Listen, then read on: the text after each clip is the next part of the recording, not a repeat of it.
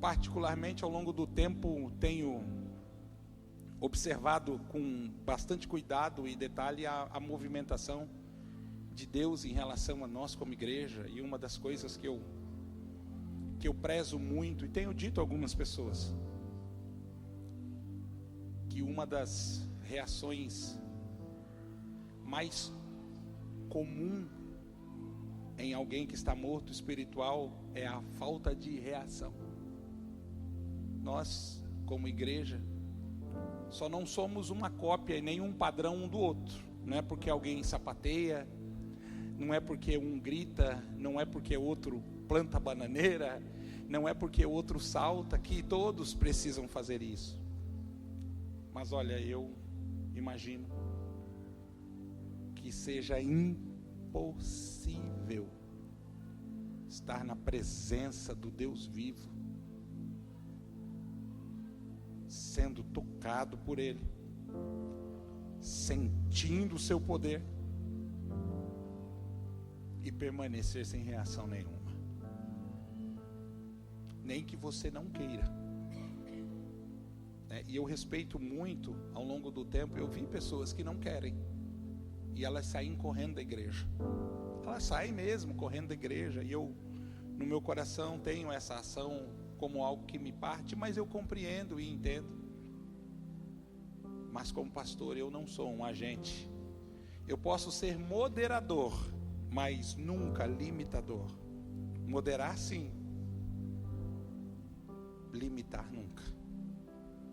E isso nos coloca numa posição e numa condição que as coisas vão bem além da nossa programação. Eu achei, disse Naamã, que você viria e faria assim. Eu também achei. Mas quando o Espírito Santo vem, a primeira coisa que a gente para é de achar. E a gente começa a se mover dentro daquilo que nós entendemos que é muito particular para a ocasião. Domingo foi esse culto. Eu sou feliz de ser pastor de uma igreja que é muito comunicativa, e as pessoas começam a me mandar mensagem: pastor, o que foi aquilo? Pastor, eu não entendi. E elas me perguntam, e eu gosto de dedicar parte desse tempo esclarecendo, até que o coração de todos nesse quesito estejam totalmente sintonizados com aquilo que Deus está fazendo. Pastor, é evento, é congresso? Não, é culto. É culto. Tem pregador de fora? Não, é o mesmo. Nosso culto de domingo é o nosso culto de doutrina. Não é uso e costume, como a gente em um determinado tempo aprendeu, mas é doutrina bíblica. Então nós aprendemos valores dos quais são realmente diferencial, como tem sido esses últimos domingos. Reuni uma igreja dessa cheia para falar a respeito de oração, irmão. Alguém acha que isso é um assunto já obsoleto, ultrapassado? Eu não tenho problema com as paredes pretas. A prova disso é que nós temos só 4. E tudo aconteceu assim de forma muito gradativa na igreja, para quem não sabe. A gente pintou só essa, né, pastor Lucas? Tá por aí, estava por aí. Aí depois nós pintamos só aquela ali, né? Aí depois nós pintamos assim, fizemos uma galeria assim, já vamos pintar tudo de preto. Pintamos só aquela lá de trás. Aí faltava essa. O povo já está acostumado já com 3/4, né, de parede preta. Agora só falta uma, então vamos pintar a última. Não tem problema com parede preta, nem com máquina de fumaça, nem com luz. Pelo contrário, até eu acho legal. Não penso que isso seja fatores determinantes para a manifestação da presença de Deus. Deus não vem por conta dessas coisas. Elas nem, desculpa a expressão, nem fede nem cheira no que diz respeito à manifestação. É que nem os climatizadores de ar-condicionado, piso, carpê e qualquer outro equipamento. A gente coloca isso para as pessoas, não é para Deus. Mas o que vale mesmo, e vale, irmão, que está além de tudo isso, eu acho que é o nosso Atos 2, né? Que experiência incrível. E de repente veio do céu como um som veemente, impetuoso. Como eu digo sempre, primeiro enche a casa, depois as pessoas que estão na casa. E elas começam a fazer barulho. como aconteceu em Jerusalém. Missionária Sueli, sabe o tamanho do barulho que eles fizeram lá? Em Atos 2? Eles estavam dentro de um cenáculo e estava acontecendo a festa de Pentecostes em toda Jerusalém. Eles fizeram tanto barulho que deu para ouvir em Jerusalém toda. Todo mundo saiu correndo para aquele lugar para ver o que estava acontecendo. Deixa eu ver o que está acontecendo lá. Eu amo pensar nas histórias dos avivamentos e as coisas como eram tão loucas. Eu esses dias expliquei para uma pessoa que se existe algo difícil de instruir pessoas, é como se portar num ambiente profético. Gente, a gente precisa de entendimento, mas a verdade é que em momentos como esse, você flui de uma forma tão impulsionada pelo próprio Espírito, que você corre o risco, por exemplo, de ofender pessoas, colocar a mão na cabeça de pessoas que você não deveria. A maioria das pessoas, meus amados irmãos da intercessão, se sentem ofendidos com imposição de mão na cabeça. Principalmente se você passou laque, se você está com gel. A verdade seja dita, se você lasca o óleo na mão e vai na cabeça do irmão. A maioria das pessoas. Alguém um dia disse para mim assim: pastor, é porque a cabeça é um ponto de energia? Biblicamente falando, não. É porque quem colocou a mão na cabeça da pessoa, a luta que está nela vai passar para você, biblicamente também, não. Só estou dizendo, mas é verdade, estou dizendo que na Bíblia isso não é tratado dessa maneira. A razão pela qual as pessoas se sentem ofendidas por imposição de mão sobre as suas cabeças é intuitivo. Não é explícito, é implícito. Porque quando você coloca a mão na cabeça de uma pessoa, assim, com todo respeito aqui, tudo que está por cima é autoridade sobre tudo que está por baixo. Então, se a pessoa não concorda no seu coração a imposição de mão, ela vai se sentir ofendida. Deixa eu arrumar o cabelinho aqui. A verdade é essa. Colocou a mão por cima. Isso sim é bíblico. O que está por cima é autoridade, o que está por baixo está sobre ela. A maioria das pessoas se sentem ofendidas. Quando for fazer a imposição de mão, coloca aquilo. Eu mesmo só coloco quando eu sinto no coração, irmão. E se tiver com um penteado muito bonito, eu ainda vou esperar a confirmação de Deus. Fala, meu Deus, você é um penteado dele. Não, é verdade, você vai bagunçar para quê? Claro que a presença vai vir, aquela maquiagem, aquele quilo todo de maquiagem que está na cara vai ser borrado. Mas a gente precisa ser nesse aspecto. Mas ainda assim eu vou dizer de novo, é difícil conter. Porque, irmão de Deus, eu não quero perder os intercessores dessa casa. As pessoas que fui no profético, porque elas são fatores determinantes para ambientes de manifestação. O que Deus fez no domingo, agora e no domingo passado, olha, do fundo do coração, aqui para nós hoje. Nós não viveríamos apenas com uma pessoa se movendo no mundo espiritual e trazendo isso. É uma coalizão de gente que orou, de jejuou, que gente levantou aí o grupo dos guerreiros da madrugada, todo dia 3 horas da manhã o celular toca e quem está lá orando, tem gente que não atende ali, não entra no grupo, mas está orando às 3h30, tem gente que está orando às 5, mas é um grupo de pessoas se movendo. Essa semana eu ganhei um presente, e companhia para mim é presente, amigo de oração. Como está escasso isso, um amigo de coração e de oração, veio para o meu dia de consagração na igreja para jejuar e orar comigo, e foi uma bênção, irmão. Foi uma bênção que eu tinha que me retirar da oração, e a pessoa estava ali intercedendo, orando. Eu falei, ai meu Deus, graças a Deus, o altar não dá oração, não vai se apagar, porque tem alguém colocando lenha. Então não tem como nós contermos totalmente, e é óbvio, eu não estou justificando nada, mas a tendência nossa pela veia de mestre, né, é querer tratar isso de uma forma tão minuciosa, que se quem está na direção não toma cuidado, a gente acaba apagando o fogo do Espírito. Ontem eu fiz churrasco em casa. Quem gosta de churrasco aí além de mim? Deixa eu ver. Ontem eu fiz churrasco na minha casa, irmão. Churrasco é coisa de gente rica hoje em dia. Uns pés de frango ali, umas moelas lá na brasa. E eu estava olhando para aquele fogo e eu disse assim, olha, tem hora que ele está baixo demais, aí você coloca a lenha e ele fica alto demais. Como é que você controla o fogo? Diz para mim. Como é que você controla o fogo? Assim, a não ser que seja fogão a gás, né? Aí você tem um botãozinho assim, ó. Só que o fogo do fogão a gás seria o fogo que a Bíblia diz que é fogo estranho, porque pode ser controlado. Se pode ser controlado, gente, não é de Deus. Se dá para controlar, conter.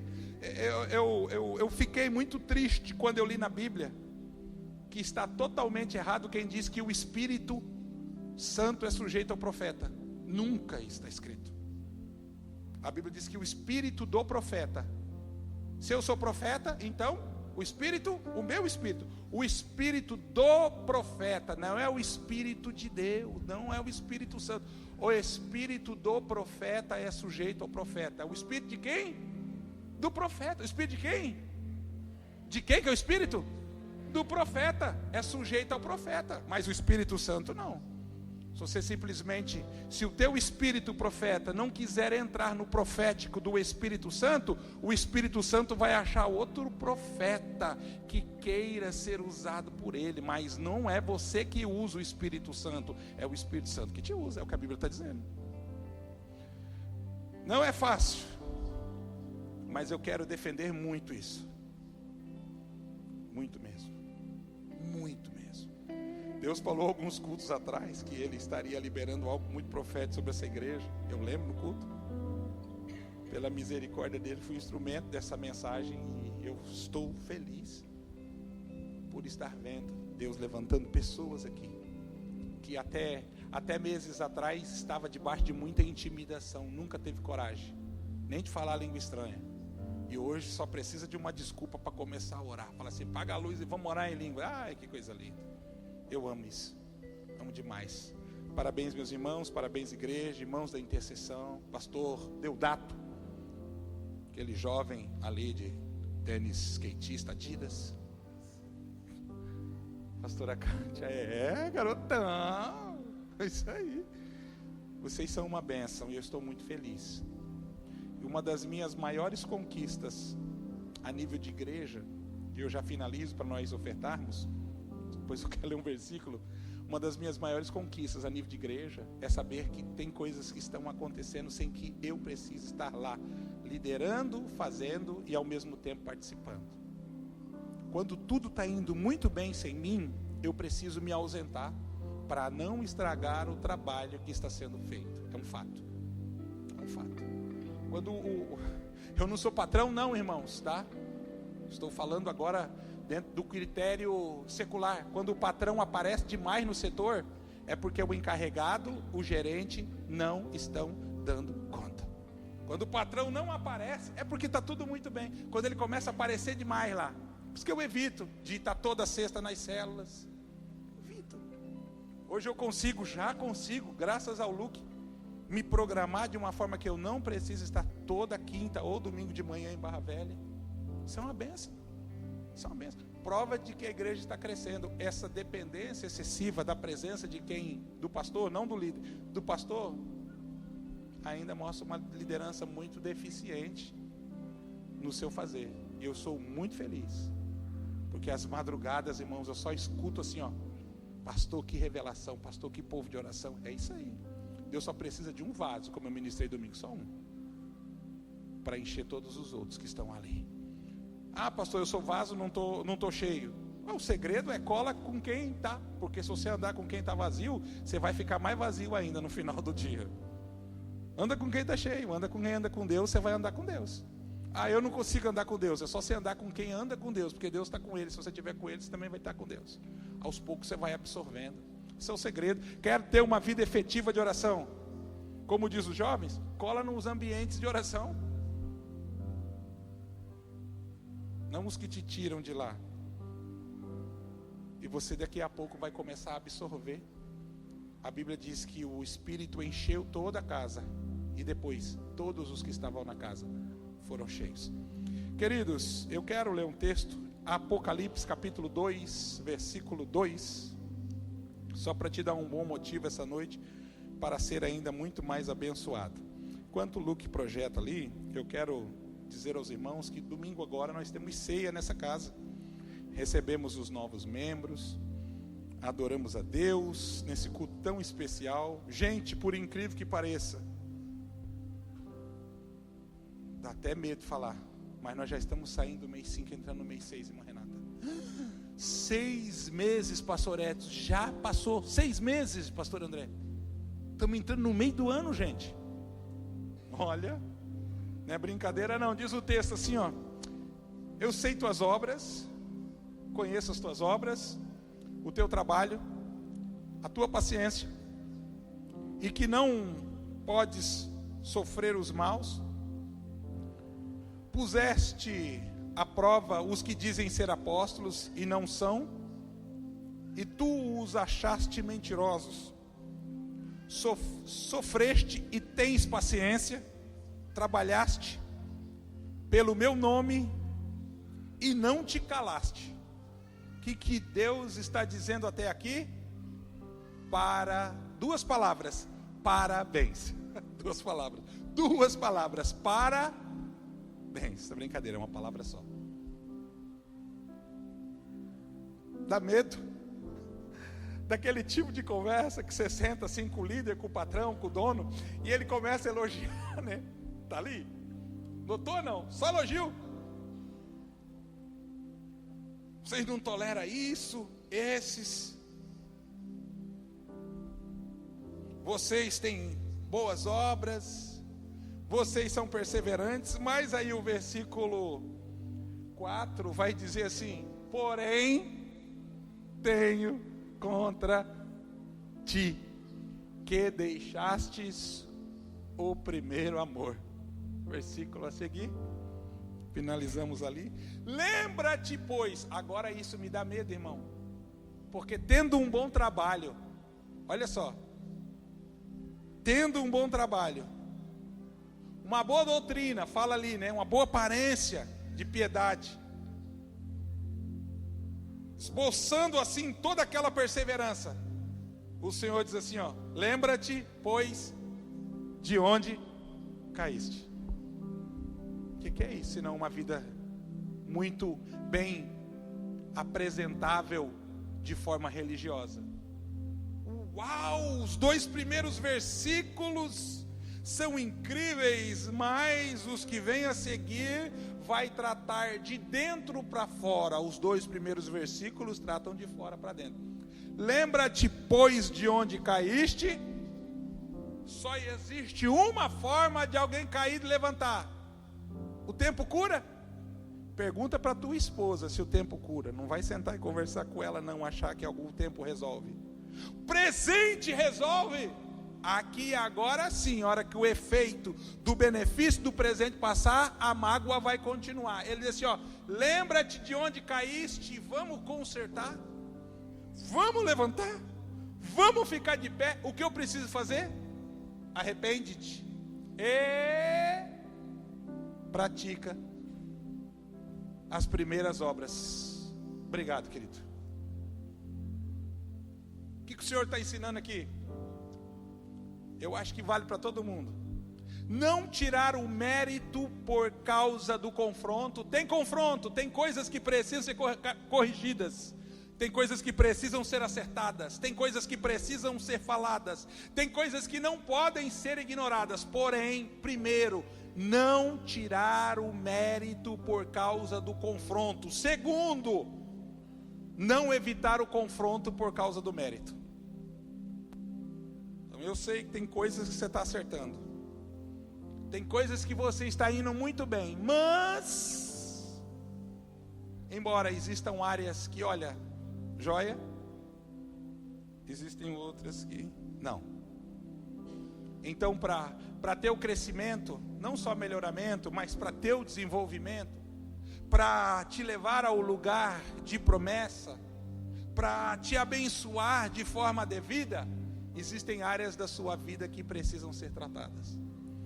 O tratamento sempre é de forma muito custosa, não é gostosa, é custosa. Porque quem confronta se expõe de uma forma que compromete o relacionamento. Gente, se tem algo que eu aprendi ao longo da vida, Juliana, como pastor, é não cair na cilada dos irmãos quando diz assim: pastor, eu quero crescer, pelo amor de Deus, fala. pastor, pelo amor de Deus, corrige. Não, pastor, eu te dou toda a liberdade. Se você fizer uso disso fora do momento próprio, o que a pessoa deveria usar das tuas palavras a favor dela, ela vai usar contra você. Adianta. Aprendi. Depois de 20 e tantos anos de ministério, não caia na tentação de ceder ao coração. Por quê? Porque a quantidade preparada para esse momento é mínima. Deus está tratando isso em relação à igreja, e Ele está apontando algumas coisas, e o apontamento de Deus dói demais, porque Deus vai dizer assim, ó, vocês sabem fazer, vocês sabem perseverar, vocês sabem analisar, só que vocês deixaram o amor. Gente, as pessoas não têm ideia o quanto dói quando a palavra amor é questionada dentro de um relacionamento. Meu Deus do céu, quando a esposa diz assim, tu não me ama mais. Como isso dói. E de vez em quando, para tratamento de choque. Não sei a tua, mas até a minha faz isso. Pois é. E você não fica bem. Ele diz, porque deixaste o primeiro amor. E é interessante que o amor bíblico não se caracteriza de forma hollywoodiana, como nós imaginamos. Eu lamento. Tenho que ensinar quase o tempo todo, principalmente quando eu sento com casais. Por quê? Porque eles idealizaram um tipo de amor romantizado que nem de longe é o mais saudável e bíblico. Por exemplo, você já notou que no final diz assim, ó, e eles foram felizes para sempre? Gente, a guria tinha quanto? 20 anos. Não aconteceu nada de aventura, nada de dramático, não aconteceu nada de perigoso depois daquilo. Depois daquilo foi assim, e eles foram felizes para sempre. Foi o pico do auge do momento do seu relacionamento ali na historinha de Hollywood, aquilo. E eles foram felizes para sempre. A vida é assim, irmão. Bem diferente. Depois de uma grande vitória, você sabe o que vem? Uma luta.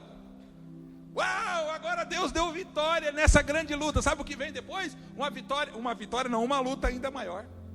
Essa é a única forma que nós temos de andar em vitória, porque entre a vitória e a vitória,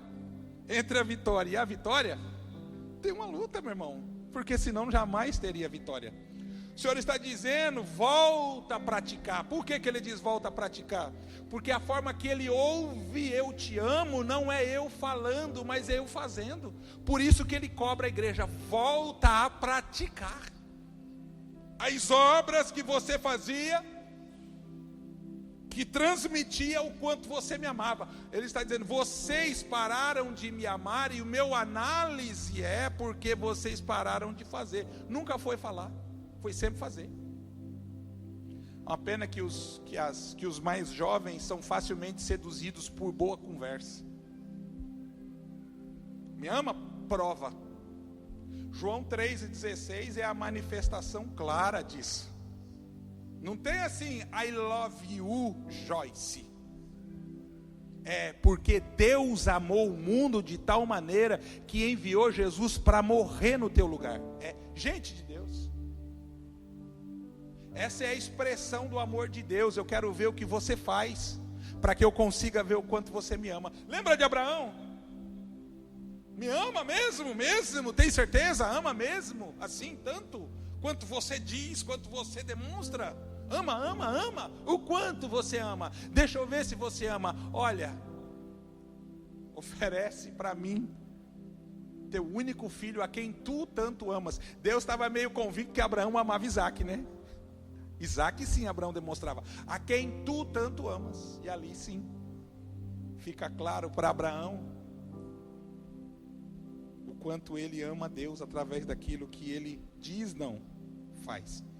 Quando se fala de primeiro, Deus não está dizendo aqui para de fazer. Aliás, Jesus falando com a igreja, não está dizendo para de fazer o que vocês estão fazendo.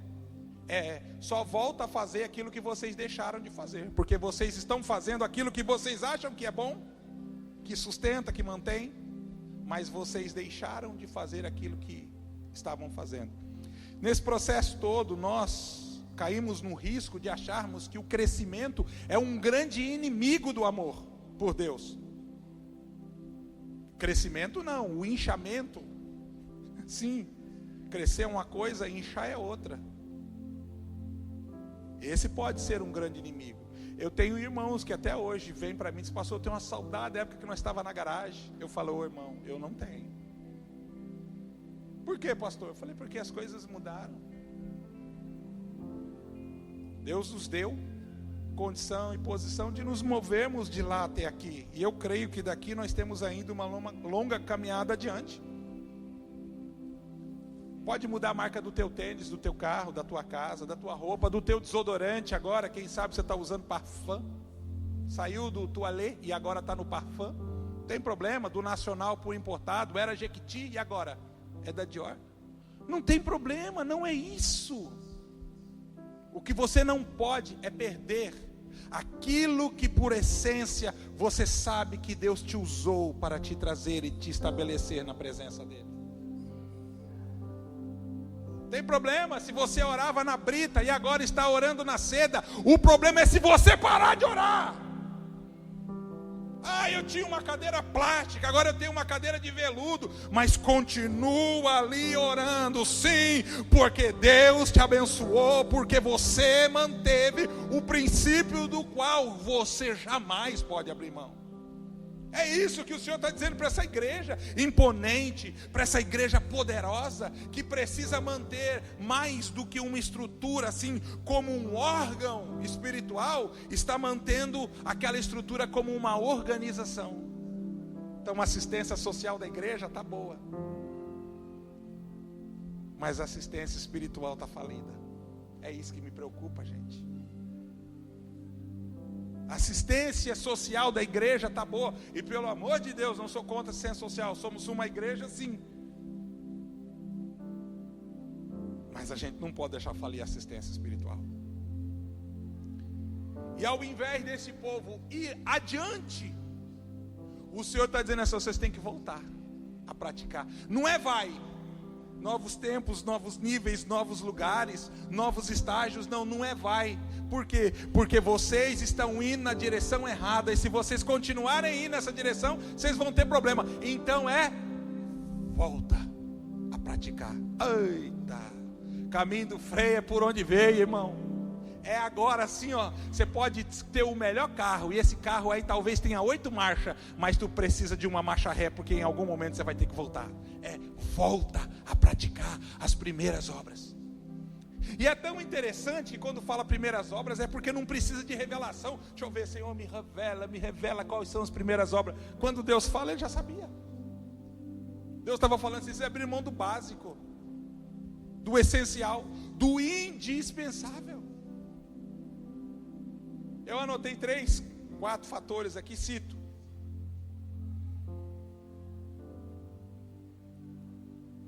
Que são coisas dificílimas de voltar a praticar. A primeira dela é voltar para a igreja. Por que eu estou dizendo para a igreja? Porque hoje um afastado, antigamente nós chamávamos de desviado, e hoje ganhou o nome de desigrejado, insiste em estar em Cristo fora da igreja. Vamos voltar para a igreja. E é difícil. Eu conheço muita gente que está tentando todo mês voltar para essa e não consegue. Por quê? Porque aquilo que não é alimentado morre. Não adianta. Voltar para a igreja não é fácil.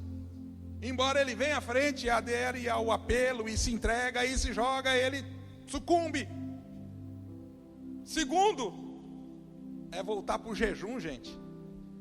Tem gente que nem sabe mais o que é tirar um diazinho de jejum, porque no meio do processo, tem dor de cabeça, dói o estômago, eu fico com tontura, baixa a pressão. Você acha que é só você que passa por isso? Você já parou para pensar que isso é a oposição espiritual manifesta através da sua carne, para que você não tenha uma vida efetiva de jejum? Ou como diziam os antigos, eu acho muito mais bonito, uma vida jejuada. Aí sim. Teve prejuízos por causa da prosperidade. Agora tem frango assado e maionese todo domingo. Por que jejuar? A tentação é muito mais difícil. Mas se você renuncia, o sacrifício traz um benefício muito maior. E eu não estou nem falando de gente jejuando 3 dias, não. Estou falando de gente que só acredita que o jejum começa depois do meio-dia. Se eu almocei, como é que eu vou jejuar, gente? Do fundo do coração. Precisa-se dessa... Pastor, eu passo mal. Eu também passo. Fico ruim. Eu tenho 3 crises no jejum de 24 horas. Eu estou te falando, eu me conheço. Quando às 6 horas da tarde me ataca um nervo, um estresse. Está faltando açúcar. Eu fico doido. 6 horas da tarde, Deus me livre. 10 horas da noite, 8 horas da noite, irmão. Entre 8 e 9 horas. Meu Deus do céu. Olha, o que tem de demônio em mim, aqui ele se manifesta, vai saindo. Não estou sendo sincero. O que tem de ruim só pode, porque aquilo me irrita. Quando dá meia-noite, me dá uma dor de cabeça, me dá febre, me dá tontura, me dá pressão alta, aí me dá pressão baixa, aí eu não tomei um remédio, aí o coração está acelerado, aí o coração está 140, aí o coração está 70. Eu nunca morri no meio de um jejum, fisicamente falando. Por isso eu estou aqui, passando por tudo isso. Não é fácil? Não é não. As batalhas que você trava são grandes. Terceiro, eu disse agora, a oração, gente. Meu Deus do céu. Volta para a oração. Ocupado demais para orar porque prosperou? Olha, cuidado. Porque se você prosperou por causa da oração, por falta da oração você vai perder a tua prosperidade. Ocupado demais para orar. Agora eu prosperei. Meu Deus, se foi por causa da oração e tirar a oração, vai perder a prosperidade. Não tenho mais tempo, pelo amor de Deus, não prospere a esse ponto. Porque a proposta de Satanás, na tentação para Jesus foi, tudo isso te darei.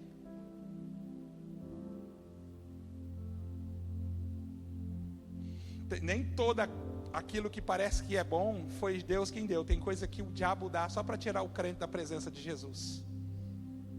O difícil, irmão, não é estar preparado para receber oferta e bênção. O difícil é ter maturidade para recusar algumas delas. Falar, olha, irmão, obrigado. Estou precisando mesmo. Mas eu não posso aceitar. Alguns anos atrás eu tive a melhor proposta de emprego da minha vida. Ser capelão do exército. Mas proposta bonita, irmão. Ganhava bem. Irmão, do fundo do coração, eu nem orei para perguntar para Deus se era da vontade dele. Você acha que era da vontade dele? Era da vontade dele? Você acha que era? Então eu nem vou orar, eu já sei. Se o meu coração está obstinado a isso, eu iria orar. E se Deus usasse o profeta pastor André aqui para falar que não, eu ia consultar o profeta Alê ali. E se o Alê falasse que não, eu ia consultar o profeta Lucas. Até achar um profeta que confirmasse aquilo que eu queria. Até achar um falso profeta que falasse, não, meu servo, é bênção minha na tua vida. Cuidado. Por último, quando ele diz volta a praticar, eu anotei aqui, gente, tem algo muito difícil quando você para dizimar. Ou coisa difícil para voltar depois que para. Por quê? Porque é espiritual. Porque algumas proteções bíblicas saem e algumas amarras entram. O propósito nisso não é só te impedir de receber o que isso traz, mas de te amarrar para que você não volte. Depois, para consertar, dá trabalho. Por quê? Porque não é porque eu voltei esse mês que Deus vai me voltar a fazer aquilo que eu imaginava. Para voltar dá trabalho, porque no período de ausência, olha, a falta de proteção traz amarras. E como traz amarras? Quem parou? Não se preocupe, não estou falando para ninguém, estou ensinando aqui. Coisas difíceis de voltar a fazer. Sabe muito bem, quem parou sabe muito bem do que eu estou falando. Eu quero, eu escuto isso, pastor, eu quero. Mas eu não consigo, eu digo, eu entendo o quanto é difícil. Porque se você não quebra, Se você não volta, se você não pratica, se você não faz, você não está ouvindo aqui, ó. Aliás, você não está dando ouvido ao que o Senhor disse. Como é que eu faço para voltar para o primeiro amor? Pega tudo que eu falei e descobre o que se encaixa no teu coração. Fica de pé comigo, meu irmão, por favor. Demorou um pouquinho hoje a palavra. Já a pastora Sandra hoje vai fazer hora extra, porque o pregador demorou mais um pouquinho. Mas eu estava com isso queimando no meu coração. Pastores, são coisas tão básicas. Sim, é primeiro amor, gente. É lá no começo, você recebeu já quando você veio. Coisa que a gente aprende no discipulado, né, Lucas? Lucas, oh meu Deus, que louco, hein? É Lucas também, né? Luke Melo. Coisa que a gente aprende no discipulado, coisa de assunto. Onde é que está a revelação nisso? Por isso que o Senhor nem cita quando fala primeiro amor, porque Ele sabe muito bem o que é. Não precisa nem falar o que é. Não precisa nem falar o que é. É aquela coisinha que você fazia, você não faz mais. Você era tão empolgadinho, você orava tão bonito, você jejuava tão bem, aí foi passando. O bom é que dá para voltar para o primeiro amor. Ai, que delícia. Já pensou, né? Dá para voltar para o primeiro amor. De vez em quando a gente tem que reconciliar o nosso coração lá com o início. Aquela canção, quero voltar ao início de tudo. Meu Deus do céu. Não precisa cantar não, gente. É cilada para vocês ficar pedindo música que o Ministério Louvor não preparou. Tem o ranço desse tipo de pregador, né? Não preparou e fica pedindo. Mas sabe aquela canção, quero voltar ao início de tudo? Eu quero voltar ao primeiro amor. Talvez alguém precise hoje. Está em Cristo, mas precisa voltar ao primeiro amor, para as coisas voltarem a ser como eram antes. Eu quero orar pelos irmãos que estão dizimando nessa noite. Vem para cá, meus amados. Temos algumas pessoas que dizimaram de domingo para cá, e hoje eu quero orar pela sua vida.